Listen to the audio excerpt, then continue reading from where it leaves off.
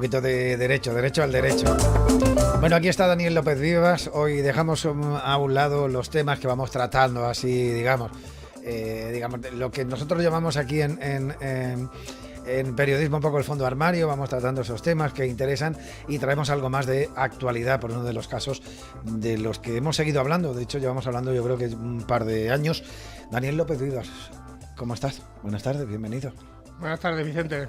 Me gusta la sintonía de esta semana, ¿eh? ¿Sí? Vamos ya acertando. Así La un poco de dejo soul, ya, funky, la dejo. Venga, vamos a dejarlo una semana para probar. Bueno, vamos a hablar de un caso de acoso escolar que se produjo en un colegio de Cáceres, ¿no? Efectivamente, porque vamos a hablar del caso de acoso escolar del Sagrado Corazón, porque recientemente la Audiencia Provincial de Cáceres ha rechazado el recurso de apelación y confirmado la sentencia del Juzgado de lo Penal número 1 que absolvió tanto a la directora del colegio como a 2 educadoras. Ya que la acusación particular, que eran los padres de un alumno, decían que esos profesionales pues no habían actuado debidamente ante el acoso escolar que estaba sufriendo su hijo.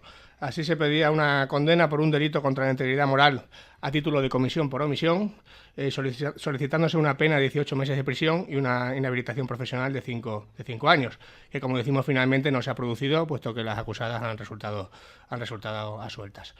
Como es un caso que se sale de lo habitual y del que se ha hablado mucho en prensa, pues hemos traído al programa a Roberto Vicente, que es uno de los abogados que ha representado a una de las profesoras.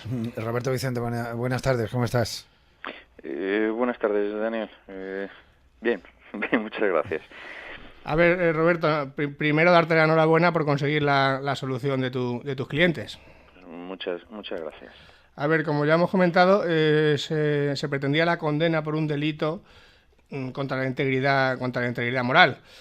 Obviamente estamos hablando de un delito que se sale de lo habitual para los oyentes, es decir, no es uno de los que habitualmente se escucha en las condenas del telediario. ¿Le explicas un poquito a nuestros oyentes en qué consiste ese delito? Sí, bueno, efectivamente esa era la pretensión de los padres cuando pusieron la querella, que se condenara tanto a la directora, tutora y orientadora por el delito contra la integridad moral. Y en este caso la particularidad que tenía era que lo que pretendían era ellos pretendían la comisión del delito por comisión por omisión, es decir, por no haber hecho lo que supuestamente deberían haber hecho para evitar que se produjera esa situación de acoso o ese supuesto delito contra el menor. Yo no tengo tan claro que sea un delito de los que no estemos acostumbrados últimamente, porque sí que es verdad que cuando acudimos a la prensa últimamente, las situaciones de acoso escolar parece que sí que son más normales de lo que por lo menos eran en otros tiempos. Uh-huh. Yo no sé si antes se resolvían de otro tipo si estas situaciones se resolvían de otra manera o no llegaban por lo menos a la prensa, pero sí que las situaciones de acoso, desde luego, parece que de una parte de aquí sí que son más habituales de lo que parece, o por lo menos esa es la sensación que tengo yo. O la sensación que tuve desde luego desde el primer momento en el que tuve noticia de estos hechos. La particularidad de este caso era que era la comisión por omisión y que se decía que eran las profesoras las que habían propiciado la situación de acoso por no haberlo evitado. Parece, abogados, socialmente difícil de explicar, ¿no? Porque los hechos ocurren dentro del colegio, ¿no? Se supone que tanto profesores como directora, como cuidadores, como todo el mundo deben estar atentos a un caso que además se extendió durante bastante tiempo, ¿no? Por lo que hemos estado leyendo, ¿no? Sí, los hechos. Bueno, la verdad es que tampoco puedo pronunciarme sobre unas circunstancias en las que yo no tuve conocimiento, porque es verdad que aquí hubo un juicio de menores, pero nosotros no participamos en esa defensa del juicio de menores, no tuvimos ningún tipo de intervención, con lo cual, quiero decir, no me quiero pronunciar sobre algo que desconozco. Uh-huh. Conozco el procedimiento de mi representada en este caso, y es sobre el que me puedo pronunciar, no sobre aquel sobre el que no tuve participación. Entonces, lo de la situación prolongada de acoso o no acoso, pues efectivamente esa es una de las causas de la absolución en este procedimiento. Bueno, sí, al parecer, por lo menos un incidente inicial tiene lugar dentro del centro educativo. Varios. De hecho, los menores han sido condenados. Los menores fueron condenados, sí. De acuerdo, vamos a ver, centrándonos un poquito entonces en el procedimiento que tú llevaste. Supongo que entonces vosotros no compartíais que hubiera habido esa actividad por parte del personal docente. No, No, la verdad es que no, en ningún momento, en ningún momento. Sí que es verdad que por las circunstancias como se produce en esto, todo el periodo de instrucción, mientras el juez está, bueno, pues toma conocimiento de qué ha ocurrido en ese centro y demás, nosotros no tuvimos ningún tipo de participación.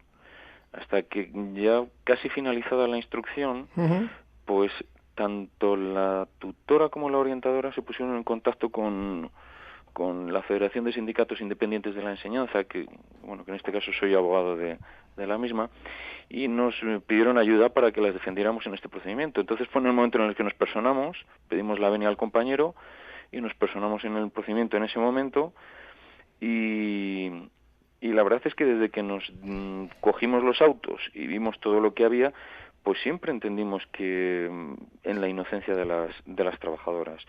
Nunca pudimos compartir el criterio de la acusación particular porque entre otras circunstancias que vimos y que así nos las indicaban las propias trabajadoras, las propias investigadas, es que con los propios padres del menor se habían consensuado una serie de medidas en el centro para evitarlas precisamente la situación de acoso. ¿Qué medidas se tomaron concretamente? Pues bueno, desde hacer un refuerzo de los recreos, supuestamente cuando ellas tienen conocimiento de una primera situación de acoso, de una situación anómala, es durante un recreo. Entonces, a partir de ese momento, ellas lo que se hace en el centro es hacer un refuerzo de esos recreos, con más profesores que estén vigilando, y precisamente vigilan con especial celo al menor que había sufrido esos hechos. Luego se hacen entrevistas con el menor, la tutora acudía a cada finalización del recreo y le preguntaba directamente si había tenido algún problema, si no había tenido algún problema, es decir, estaba pendiente del niño. Y luego la orientadora tenía reuniones semanales con el menor pues para ver cómo iba a nivel psicológico, bueno, pues para evitar el trauma y demás. Por las circunstancias como se producen también los hechos, estamos remontándonos al año 2012, a los pocos días de tener esta noticia de estos hechos, llegan las vacaciones de Navidad, con lo cual hay un parón de casi un mes en el que el niño no acude al centro. Y luego a la vuelta de las Navidades, pues se sigue manteniendo este tipo de medidas. Incluso se habla también con la inspección de educación, es decir, no hay una inactividad. Nosotros nunca pudimos compartir que hubiera una inactividad, porque además es que los padres eran conocedores de este tipo de medidas, ¿vale? De ahí lo sorpresivo de la querella posterior, pero bueno. Vamos a ver, supongo que habrá sido un juicio muy complejo porque habrá tenido que ir a declarar allí el personal del colegio, no sé si hay algún alumno o algún padre, es decir, habrá sido una vista complicada. Sí. Bueno, fueron 6 horas de vista, o 6 horas y pico, estuvimos toda la mañana, y sí es complejo, no tanto por las declaraciones, pero sí por la cantidad de gente que tiene que venir a declarar. Vinieron los padres, vinieron las propias investigadas, inspección de educación, profesores, peritos. No vino ningún menor, no vino ningún menor a decir si efectivamente había una situación de acoso y demás, y efectivamente sí que te exige desde ese punto de vista pues es un juicio largo y que te exige estar pendiente en todo momento para estar atento en la defensa de los intereses de nuestros clientes. ¿La sentencia es firme, abogado? Sí, hace poco nos notificaron que efectivamente que no habían presentado ningún tipo de recurso y por lo tanto está firme y no se puede recurrir a la misma. Usted comenta que representa que las profesoras, digamos las docentes, ¿no?, acuden a usted a través de un sindicato de enseñanza, sindicato independiente, ha querido entender. Este tema de asuntos de acoso escolar dentro de los centros está saliendo, imagino que más habitual de lo que quisiéramos. Se tendrá que establecer un poco la responsabilidad de unos y otros. Al fin y al cabo es un centro donde uno ha dejado a sus hijos y responsabilidad tenemos todos, los padres, tienen los chicos, la educación, pero también tienen los docentes, que son un poco los responsables del centro, ¿no? Quiero decir, habrá que establecer ahí algún porque no hay ninguna sentencia todavía. En fin, en este caso no digo yo que la tengan o no la tengan, la sentencia está clara que dice que no había responsabilidad por parte de las profesoras, ¿no? Pero merece una reflexión, al menos social, ¿no? Un poco de lo que está pasando. Yo, desde luego, no conozco si existiera alguna condena por ahí, en alguna sentencia, de un delito como el presente, de comisión por omisión. Desde luego yo no la conozco. No sé si es necesario que establezcamos las responsabilidades de otra manera. Quiero decir, los argumentos jurídicos para que existiera una condena existían. Lo que pasa es que no se ha demostrado que hubiera la inacción por parte del centro, o de las profesoras o de las docentes, en este caso como para condenarlas. Sí. Es decir, no sé si necesitamos de una reforma jurídica para establecer las responsabilidades, porque creo que existen. Sí, no, mecanismos existen. Quiero decir, fuera del hecho de no culpar a nadie, ¿no? Porque es verdad que lo que hay que lamentar es que existe esa violencia, ¿no?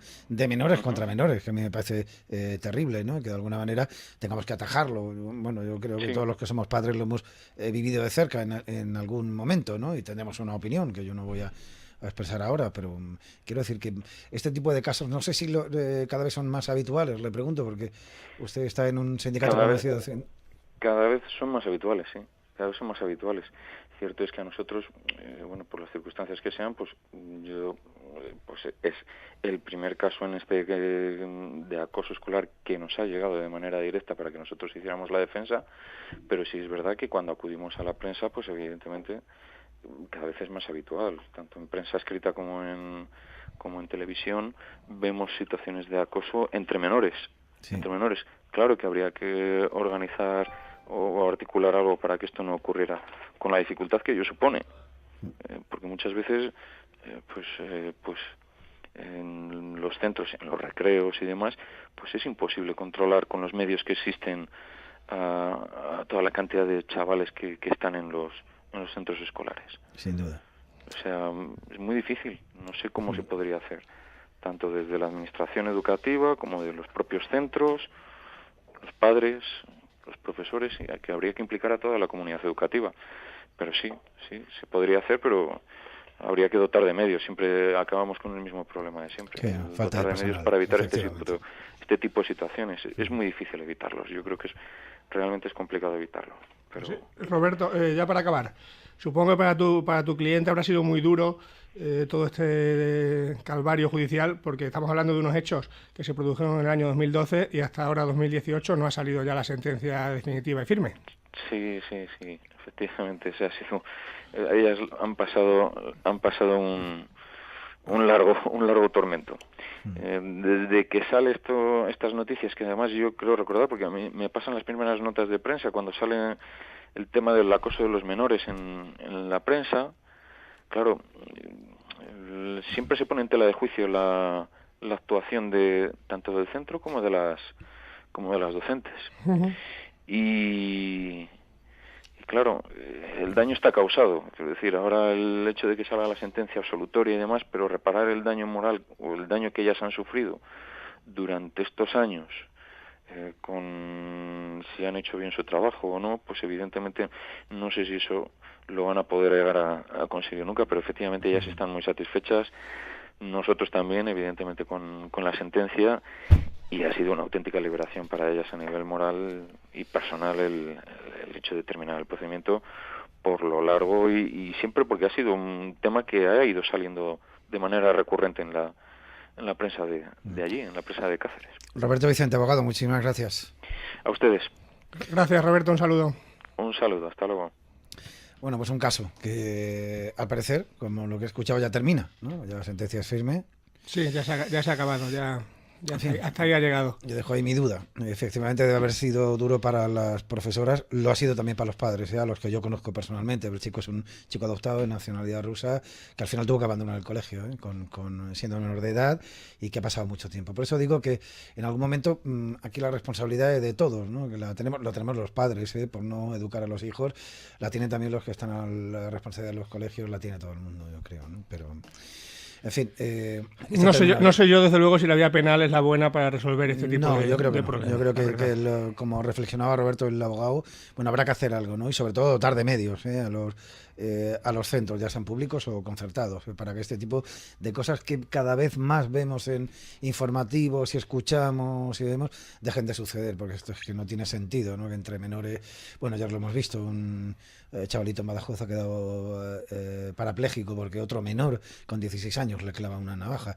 Vamos, yo es que no entiendo quién con 16 años lleva una navaja para apuñalar a otro. ¿Dónde estamos? Yo esto no lo he visto. Nos hemos podido pegar y hasta tirarnos piedras, hacernos algún chichón y darnos una paliza a un revolcón, quiero decir, una pelea.